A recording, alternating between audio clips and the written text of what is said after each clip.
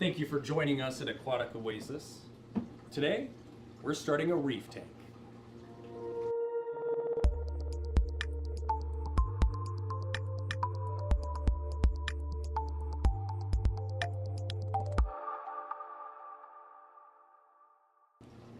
Now, if you're anything like me, you're probably a little skeptical at starting a reef tank. I had a hard time getting my feet wet when first jumping in. Everyone told me about the high maintenance, high cost, and the difficulty of keeping a living reef. Truth is, if you start slow, remembering patience, keep it easy. It's not hard at all, and I'll show you how. Now, contrary to popular belief, there are some very cost-effective ways of keeping reef tanks. Depending on what livestock you put in there is dependent on what kind of equipment you're going to need. Now for our first tank, I'm going to show you how to set up a 10-gallon saltwater. We're going to get it cycled, we're going to get it ready for our first livestock. Keeping in mind in a small tank like this, you're probably going to have just the 2 clowns, an anemone, maybe a shrimp or 2 with some crabs and snails. A third fish might be something like a Randall's goby, but nothing beyond that. You want to keep it simple and you want to keep your system healthy. Now, a list of equipment we're going to have to pick up to get this thing going is, of course, an enclosure. We'll need a substrate, live rock, a heater, filter, and we'll eventually need some lights. If you don't plan on mixing your own salt, you'll have to purchase it from the store. Usually 5 gallons of pre-mixed salt is somewhere around $13 to $15. To mix your own salt, you will need to pick up a hydrometer or refractometer. For cost and ease, we'll just stick with the hydrometer for now, and then you'll also need to get yourself some salt. I personally prefer Instant Ocean. Now the cost of putting something like this together is going to be somewhere around $150 plus the light. Now you can get on Amazon and buy yourself like a gooseneck type fixture, and then there are actual LED reef lights now that you just screw right in just as if it were a regular bulb. I haven't tried these bulbs yet, but I have a friend who actually keeps an SPS tank under these lights, and all of his corals did very well under it.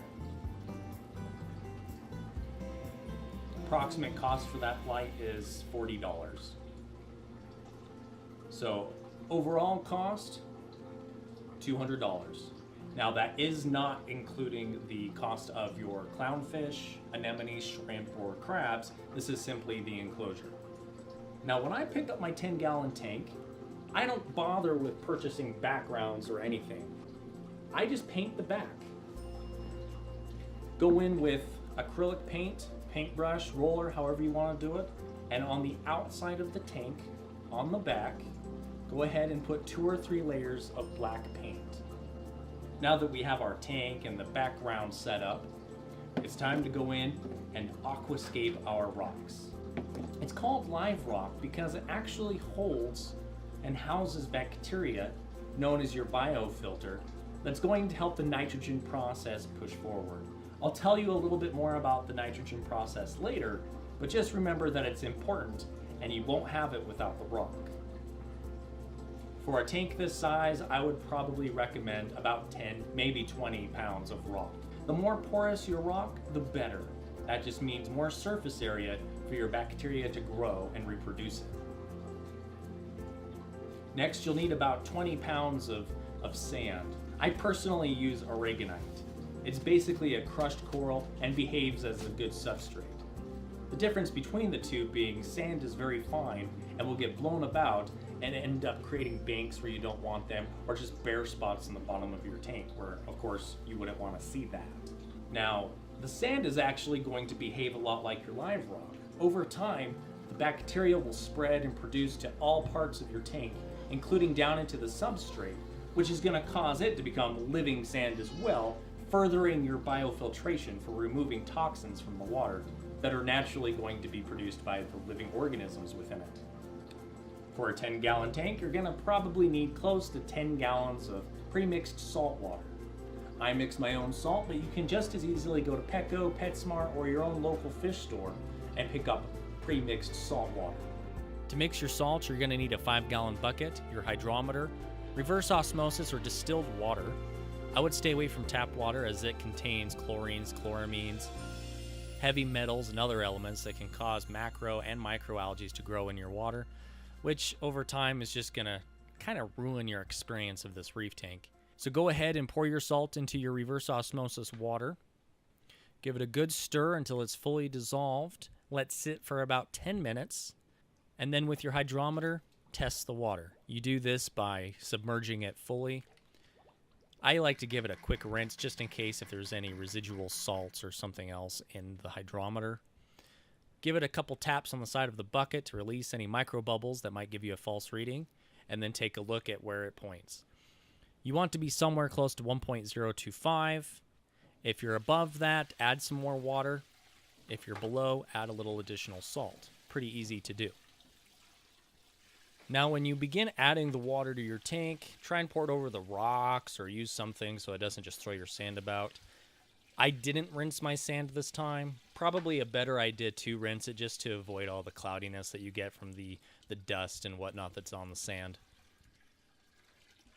Either way, over time, that cloudiness is going to dissipate and you'll have a perfectly clear tank.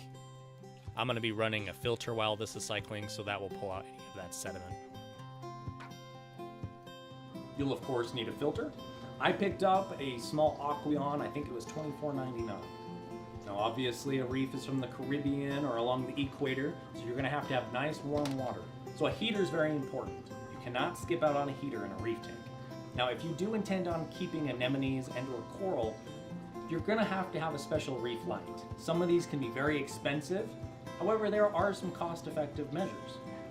One that I mentioned earlier was off Amazon. You can purchase several lights. Whatever the light is that you pick out, make sure that it is rated for reef tanks, as that's going to imply it will grow and keep your sea life healthy. The great thing is, when setting this all up, you do not have to worry about purchasing your clownfish or your livestock right away. You don't even need your light. All you need is the water, your biofiltration in the rock and sand, and your filter and heater. Now, one awesome thing to note is if you do plan on spending a little bit of money on a good light, which could be a couple $100s if you decide to go that route, there's no reason to rush. Put that on the back burner and let's focus on the tank. You don't need your light right away for the cycling process. Cycling refers to the natural process where the biofiltration of your tank within the substrate and live rock converts your ammonia produced by any organics in the tank into nitrite, from nitrite to nitrate, and finally to nitrogen gas. Now, two things to remember. Ammonia and nitrite, the first two steps of this process, are incredibly poisonous and toxic to both fish, coral, anemones, and most livestock that you're going to put in your tank. So, you have to make sure that the process is completed in this cycle to where you have absolute zero ammonia and nitrite. So you have to make sure that that process is complete before we move on into creating our reef. This process can take anywhere from a week to 2, maybe even 3 months. Now that we have our reef tank assembled, we're going to need to introduce some ammonia to the tank to get that cycle started. Some people will tell you to go out and purchase a damsel or something else that's alive. Problem is, once you introduce that fish and the ammonia does spike, it'll probably result in an untimely demise for that animal. So the way I like to do it, introduce some fish food. You can drop a cube of frozen mysis in there, a nice big pinch of dry fish flakes, whatever it is, it's going to break down and create ammonia, which will start the cycling process of your tank. Now, we did talk about live rock and live sand. If you purchase dry sand, expect none of that biofiltration to be present. It's going to have to come from your rock. Now, the bacteria has a hard time getting established if it wasn't introduced correctly. By using live rock, you introduce it on the rock itself, which will then transfer to any other rock that you may have purchased, since you can buy reef rock dry for a lower cost. It'll also then spread to the sand, but you can also purchase live sand, which also has the bacteria present. Go ahead and flip everything on. Let it run, let it get circulated. The nitrifying bacteria is going to spread from the rock to the sand, into your water column, and even into the filter cartridge of your filter. Once you've introduced an ammonia source, such as the mysis, shrimp, and or dry fish food, you're going to need to start testing probably within a week. Now, really the only thing you need to test for at first is the ammonia. You're going to need to see it at 0 parts per million. You do have to test for nitrite following shortly, because as that ammonia is depleted, consumed by the bacteria and transferred into nitrite, you're going to see your ammonia drop, but your nitrite spike. Now, nitrite is almost equally as poisonous as ammonia is. It damages their gills, gets in their blood system, causes damage to their organs. Nitrate is not terribly poisonous to your livestock or your tank. However, you are going to want to remove it from your tank every 2 weeks by doing a water change. Most people do anywhere from 10 to 20% water changes. I would do your first water change 2 weeks after introducing your first fish. Now, you need to make sure you're only introducing a couple fish at a time. Luckily, in a 10-gallon tank, you're not going to introduce very many to begin with. I would probably go out, purchase some crabs, some snails, get your cleanup crew going so that they can get your rock looking nice. A week later, go and grab your clowns. A pair of ocellaris will do great. And about 2 months after introducing your clownfish, I would go out and get a rose bubble tip anemone. Please don't forget to like, comment, and subscribe. Hit the bell to always get notifications of our videos. And happy reefing from Aquatic Oasis.